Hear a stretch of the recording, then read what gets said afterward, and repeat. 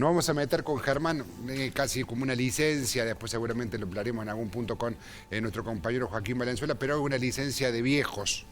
Pero porque queremos recordar de viejos, no, pero de gente con mucha experiencia, de Germán, el caso de Germán. Recordar porque ayer falleció uno de los íconos futbolísticos más importantes de la historia. ¿Acaso uno de los 4 o 5 jugadores más importantes de la historia del fútbol?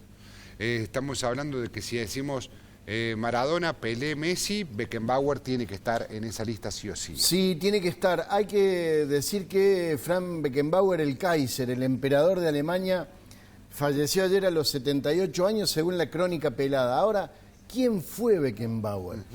Para el mundo del fútbol fue tal vez, de quienes estaban vivos, el más importante de todos. Porque Beckenbauer lo ganó todo como jugador, lo ganó todo como entrenador, y lo ganó todo como dirigente también, sí. Tanto de su club, del Bayern Múnich, del cual no era hincha, él era hincha del Múnich 1860, sí. Pero también como dirigente de la Federación Alemana de Fútbol, que después le trajo algunos problemas, ya lo vamos a contar. Remitirse a Beckenbauer es remitirse a la historia de la reconstrucción de Alemania, a la reconstrucción de la Alemania de la posguerra, porque él nace justo con los escombros de la Segunda Guerra Mundial, en 1945. Alemania se reconstruía políticamente, socialmente, en infraestructura y en el deporte también, en el fútbol. Sí. El fútbol ya Alemania era muy importante antes de la guerra, después de la guerra empieza a ser mejor. A los 9 años, más o menos, Beckenbauer ve una batalla épica jugada en Suiza, la final del Mundial, en la que Alemania da vuelta a un partido que perdía 2-0 con Hungría y lo termina ganando. Termina siendo por primera vez campeón mundial en 1954 Alemania, y Beckenbauer, contaba él, que dijo ese día: yo quiero lograr lo que lograron estos tipos, yo quiero ser el mejor en esto. Se lo propuso y con 20, 21 años jugó el Mundial de Inglaterra en 1966. En el Mundial de Inglaterra, Alemania y Beckenbauer ya eran importantes. Beckenbauer era la estrella del equipo alemán, jugaba atrás de la línea de defensores como un líbero de la defensa, pero pasaba al ataque con una calidad y una templanza que asombraba por la corta edad. Cuando termina la final, que pierde Alemania con Inglaterra 4-2 con un arbitraje muy polémico, como fue todo ese mundial que ganó Inglaterra en su casa, le preguntaron por qué perdieron. Y Beckenbauer dijo: porque Bobby Charlton todavía es un poco mejor que yo. ¿No? Él ya se sabía figura, pero reconocía que el 9 de los otros era mejor. Era Sir Bobby Charlton. ¿Sí? Sí, claro. Bien, en 1970 se toma revancha de eso, le gana en cuartos de final a Inglaterra en el Mundial de México 70. Pero no le alcanza. Ahora, ¿qué pasa desde 1970 en adelante? El mundo del fútbol en Europa, y podemos decir en todo el continente, pasa por 2 potencias. Atención, no existían los otros, al lado de estos. Holanda y el Ajax de Rinus Michel y Johan Cruyff, y el Bayern Múnich de Franz Beckenbauer y Helmut Schön, el técnico. Eran las 2 potencias del fútbol mundial. La primera parte, entre 1970 y 1973, podemos decir, el Ajax dominó la escena. Porque Cruyff estaba ahí. Cuando Cruyff pasa al Barcelona, Alemania con Beckenbauer y fundamentalmente el Bayern Múnich, toma la posta y gana todo en Europa. Las 2 grandes figuras que suceden a Pelé, estamos hablando del mundo post-Pelé. Post-Pelé, claro. Pelé ya empieza a irse del fútbol, se va a Estados Unidos y todo, eran Johan Cruyff y Franz Beckenbauer. ¿Qué le faltaba a Beckenbauer, que venía ganando todo con el Bayern, ganar algo con su selección? Gana la Copa de Europa en 1972. A partir de ahí, ¿cuál es el objetivo que se traza Beckenbauer? Claro. Recuerda a los ídolos del 54 y dice: hace 20 años yo vi a esos tipos ser héroes, tengo que ganar mi mundial. Y gana el mundial del 74 con un gol de él en la final. Estamos hablando que es un mundial en donde Argentina presenta a su equipo, una Argentina muy complicada, pero él fue el empezar a ver a Kempes, por ejemplo, empezar a ver a algunos jugadores, a Houseman, un equipo que lo tenía Quique Wolf, por ejemplo, dentro de la saga. Argentina se enfrenta a Holanda y pierde 4-0 con un baile fenomenal. Sí, bueno, con Cruyff jugando en toda la cancha, demostrando de que el fútbol ya no era de posiciones fijas, sino demostrando de que el fútbol se podía jugar en cualquier lugar, y un abanderado de eso era Beckenbauer también, que jugaba de defensor y jugaba de ataque. ¿Cómo lo define Cruyff a Beckenbauer? ¿Cómo? Dice, es un delantero que juega de defensor. Tenía una particularidad porque Beckenbauer crea con el técnico del Bayern Múnich algo que después replicaría Bilardo 10, 15 años después en Argentina, que es jugar con líbero y stopper. Líbero es un defensor que está libre justamente en el fondo y tenía la particularidad de o ser el primer pase libre, el primer pase franco y bueno desde la defensa, o pasar al ataque. Al ser un flaco espigado, bien atlético, Beckenbauer podía pasar rápidamente el ataque con pelota dominada por el centro de la cancha y ver algunas destrezas. Por eso veíamos recién en las imágenes ver un flaco que después nosotros vimos algo similar a lo que fue en Argentina, vimos algo parecido, pero sin tanta velocidad como la tenía Beckenbauer, con un Redondo, por ejemplo. Pero un tipo con una calidad que le pegaba con los dos pies, mire esta jugada. Se la da al arquero, algo que ahora no se ve. Todavía se podía dar la pelota al arquero. Bueno. Van a la final, y una final en donde, que es esas imágenes que ustedes están viendo. Era Cruyff contra Beckenbauer. Era Cruyff, ¿no?, contra Beckenbauer, pero ¿por qué la gana Alemania? Porque Alemania tenía algo que no tenía Holanda. Holanda tenía un gran equipo, pero no tenía un gran 9. El 9 que tenía Alemania era Gerd Müller, una bestia. Bombardero de la nación. Una bestia. Y tenía un arquero, Alemania. Si bien el arquero holandés era muy bueno, el arquero de Sepp Maier era un verdadero animal. Ahí está Beckenbauer, mira, jugando a la final. Entonces le termina ganando a Alemania porque tenía un poco más de equipo, si bien la naranja mecánica en la Holanda de Cruyff jugaba, que era una dulzura, ¿no? Holanda jugaba más lindo, Alemania era más efectivo. Exacto. Bueno, ¿qué pasa? Beckenbauer se consagra y para todos es el mejor defensor de la historia del fútbol del mundo. Podemos decir que el segundo es Daniel Passarella. Sí, claro, sin ningún lugar. Ha sido votado, esto y todo. ¿Qué pasa a partir de 1974? Beckenbauer sigue jugando en un gran nivel, pero el mundo del fútbol entonces no otorgaba grandes sumas de dinero a quienes lo practicaban. Recibe una oferta del Cosmos de Nueva York, que quería imponer el fútbol en los Estados Unidos, de $3 millones para él y $700.000 para el Bayern, que hacía 14 años lo tenía en sus filas, ¿no? Había jugado toda su carrera en el Bayern de Múnich. A partir de ahí, Beckenbauer decide aceptar la oferta y se va a jugar a los Estados Unidos. Quedaba en el medio la defensa del Mundial 74 en Argentina 78. Claro. En donde Holanda y Alemania llegaron incluso a disputar una etapa previa a la final. Sí, claro. Holanda llegó a la final. ¿Qué pasa con Beckenbauer? El técnico, como se fue y consideró que era una traición haberse ido del fútbol alemán a los Estados Unidos, Helmut Schön lo saca del equipo. Y esto moviliza al Estado alemán, al gobierno, al presidente, a la primer ministro. Van a Nueva York, tratan de convencerlo. Beckenbauer quiere venir a Argentina 78 y el técnico le dice que no. Finalmente Alemania es un fracaso, pierde con Austria en Córdoba. 2-1, un partido histórico también, porque Austria no le había ganado nunca a Alemania, el vecino. Sí, país chiquito. Sí.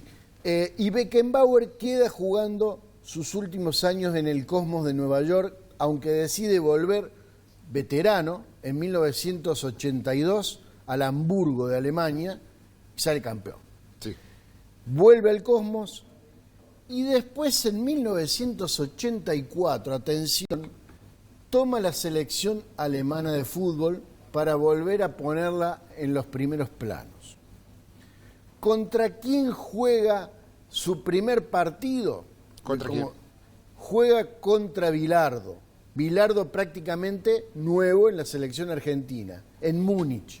Argentina gana 3-1. Le pega un baile a Alemania bárbaro. Con gol del Bocha Ponce. Jugaba Oscar de Articia, Sí. si tenemos que hablar de un cordobés, y ese día Bocchini, a quien tuvo intermitencias en la selección, Bilardo lo llevó, pegó un tiro en el travesaño desde la mitad de la cancha, Sí. cuando Argentina ganaba.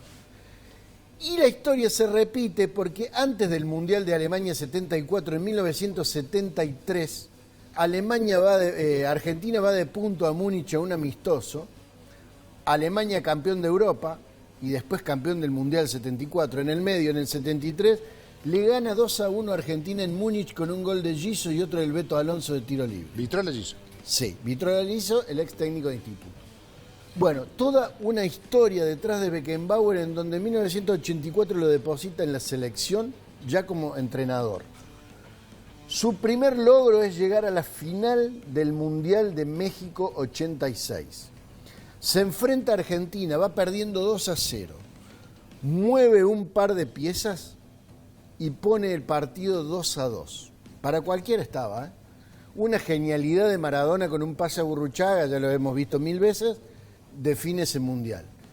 Pero Beckenbauer había logrado corregir un par de cosas y logra el empate 2-2 en un partido terminado, 2-2 terminado para Alemania. Sí. Lo mismo que para Francia en este último mundial. Bueno, a partir de ahí... Ahí crea dos personajes. Un delantero que se llama Müller, que es fabuloso, y crea un personaje muy parecido a él físicamente, que lo crea él, que también de las entrañas del Bayern Múnich, que se llama Rummenigge, Carlos Rummenigge, que era muy parecido a él. Un delantero muy potente. Un poco más tosco, pero muy parecido físicamente a él. Bueno, llega a la consagración máxima como director técnico, que es en el Mundial 90, en donde se toma revancha de Argentina, en un partido también polémico, donde hay un penal que se discute todavía ahora, en una Argentina muy rota, sin sus principales figuras y con Maradona en una pierna. No jugó Canigia, no jugó Burruchaga, no jugó Larticoechea. Bueno, una selección muy complicada y Alemania le gana 1-0 con un gol de penal de Bremen. Hay un penal que no le cobran a Calderón, que era el 9 argentino, que le podría haber llegado al empate argentino. Bien, entonces, ¿qué hace Beckenbauer después?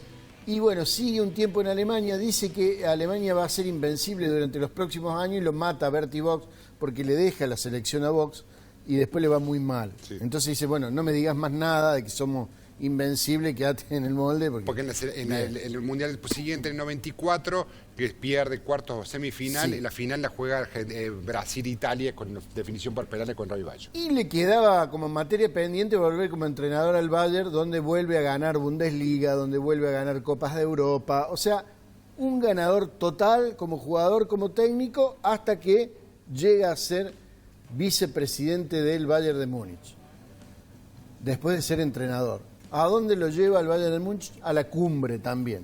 Sí. A la cumbre. Hasta que él se va, lo vuelve a poner desde prácticamente irse al descenso a salir campeón nuevamente. Hasta que desemboca en la Federación Alemana de Fútbol, con la que logra también algunos éxitos a nivel de Europa y tiene un problema que es la mancha que tuvo Beckenbauer y que lo saca de la escena pública en los últimos años. Pero bueno, estaba Grondona en el medio, ¿no? Y cuando está Grondona en el medio, uno empieza a sospechar. ¿Qué pasó? Y bueno, lo acusan de haber participado en la compra de la sede de Alemania 2006.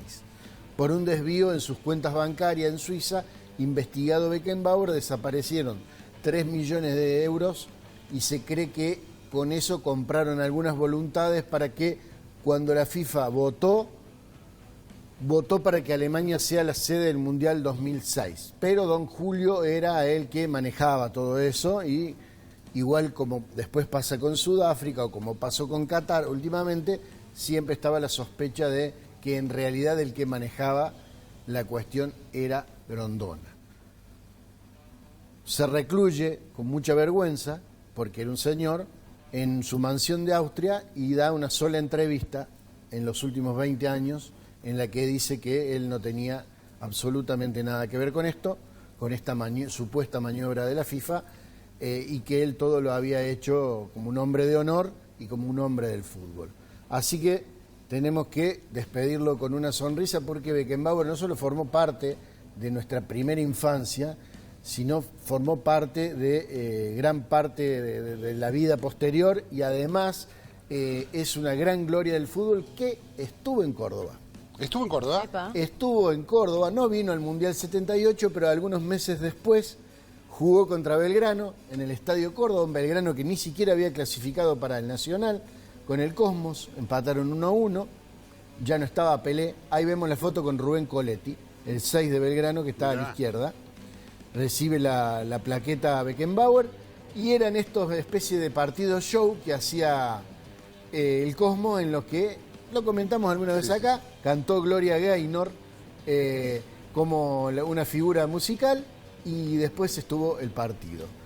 Y Beckenbauer en esta gira del Cosmos se sacó el gusto de haber jugado contra Pelé, contra Cruyff y contra Maradona. Porque en esta gira en la que estuvo en Córdoba, en Salta, jugó contra la selección juvenil argentina en la que jugaba Diego Armando Maradona. Estamos hablando del año 1978. Sí, claro. Jugaba como juvenil Maradona, así que enfrentó a 3 glorias del fútbol mundial. Tal vez los mejores, ¿no? Sí. Sacando ahora a Messi, Sí. pero Pelé, Cruyff y Maradona lo tuvieron de rival a Franz Beckenbauer, o Beckenbauer lo tuvo de rival a ellos 3. Con 78 años, y vaya coincidencia del destino, con una enfermedad similar que le está pagando la vida al doctor Carlos Salvador Vilardo, se fue Franz Beckenbauer en el día de ayer, falleció este icónico jugador, este icónico técnico y este icónico dirigente del fútbol mundial. ¿Acaso como futbolista de los 5 mejores jugadores de toda la historia? ¿Acaso como técnico también dentro de los 10 más importantes de la historia? Fíjate que hay 3 entrenadores en la historia que ganaron el título mundial como jugador y como técnico. Uno era el Lobo Zagallo, Claro. que falleció hace 2 días. El otro es el actual entrenador de Francia, Deschamps, Sí. que ganó un título con Francia como jugador y como entrenador.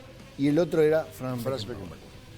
Por eso se va un distinto, se va un virtuoso, se va uno de los grandes, las grandes figuras del fútbol, de la historia del fútbol mundial. Se va un elegante, el Kaiser, como lo conocían todos. Para los argentinos muchas veces señalado como nuestro enemigo público número 1. Ya con el paso del tiempo y nosotros peinando canas, se va una leyenda. Y nosotros lo queríamos recordar como tal, con la memoria nada más y nada menos, con un privilegio de tenerlo a Germán contándonos toda su historia.